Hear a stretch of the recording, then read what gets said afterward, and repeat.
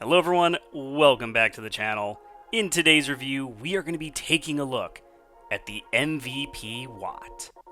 Now, if you haven't heard of the Watt, I would consider to be a neutral flying putter, and it is also often compared as the max weight big brother to the ever so popular Glitch.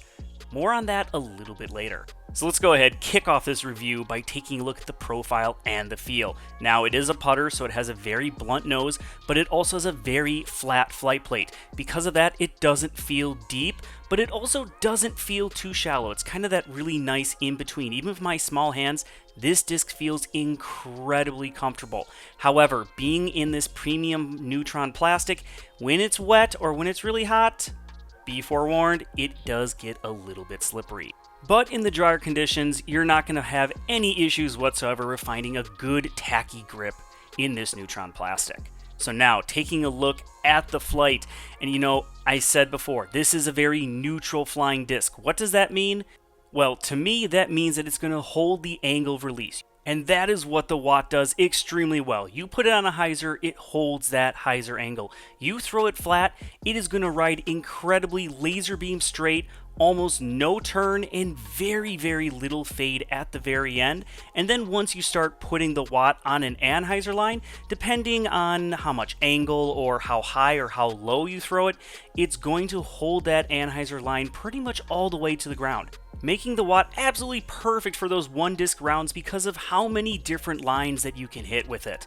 Also, that means if you play in a lot of wooded courses, you need to have a disc like this in the bag. It is something where you can really make short work of a lot of different wooded courses because you can hit tunnels, you can hit gentle hyzers, you can hit turnover shots, you can hit all those lines in the woods with just the Watt. So many different varying shot shapes that you can hit. I can't stress it enough. You need to have a disc like this in the bag. One aspect of the Watt that really surprised me is just how much torque it can handle. You can really rip into this and you don't have to worry about it turning over. It is going to hold just absolute laser beam straight because of that great resistance to torque. It may have just a little bit of hyzer towards the very end, depending on your arm speed, but having that trust that it's going to hold the line you put it on no matter the power that you throw it with, wow, that is just absolutely invaluable for your confidence with the shot. Alright, so it's one thing to show the Watt in a wide open field. Let's go onto a course and show it on actual golf lines.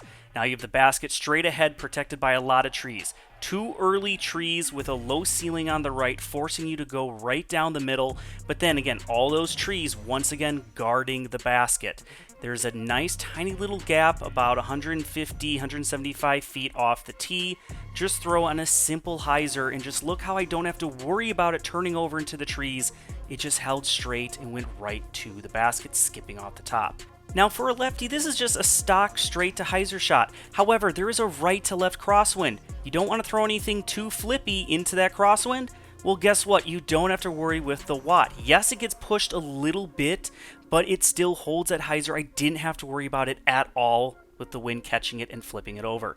Now, I have the basket behind this tree, big tree on the left, just no way to throw it around that, so I have to go to the right of the middle tree, and again, because it holds that line, just throw it on an anhyzer and just watch the Watt fade right into the basket.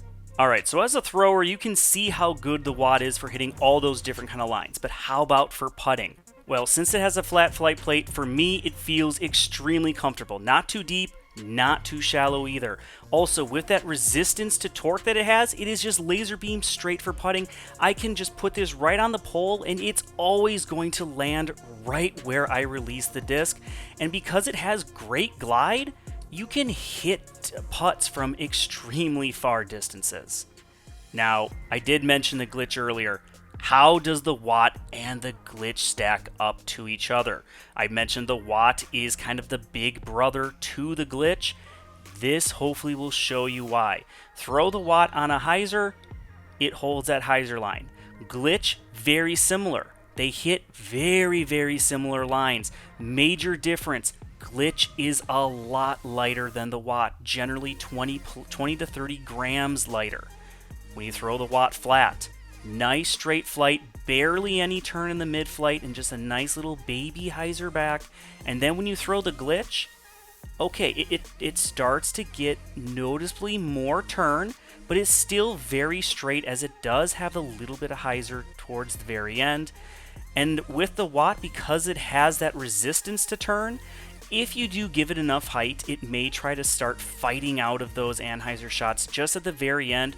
Versus the glitch, it doesn't matter. It's just going to hold that line all the way to the ground, almost no matter how much height you give it. So why would you choose one over the other? Well, for me, it comes down to the weight of the disc. The Watt is heavier than the glitch. So for throwing, the Watt is able to hold that extra torque, so you can really rip into it and trust that it'll hold that line, versus the glitch, you kind of have to finesse it and also put on a little bit of extra spin.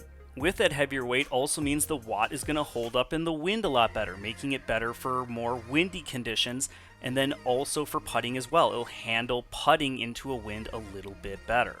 However, on the flip side, because the glitch is a lighter weight disc, it's better for players with slower arm speeds because they don't have to throw it nearly as hard to get it up to speed. Additionally, when it comes to putting, with again that lighter weight, yes, it's not going to hold up in the wind better, but it is a lot floatier. And with that lighter weight, you can get it to go further when it comes to putts. So maybe those kind of circle two, maybe just even circles two edge, you're going to be hitting a lot more putts, longer distances with the glitch than the Watt. Now, if enough of you want to see a very detailed comparison video between the Watt and the glitch, breaking down all the pros and cons, feel free, comment down below and let me know. I hope you guys enjoyed the video. I've been loving the Watt. It is probably one of my favorite putters that I've been throwing this year, and I can tell you right now it is instantly in the bag, no doubt about it. Now, if you want to try out the Watt, go to GreatLakesDisc.com, use that promo code Lefty, and save 10% off your order. Thank you again all very much, and until next time, everybody, keep banging those chains.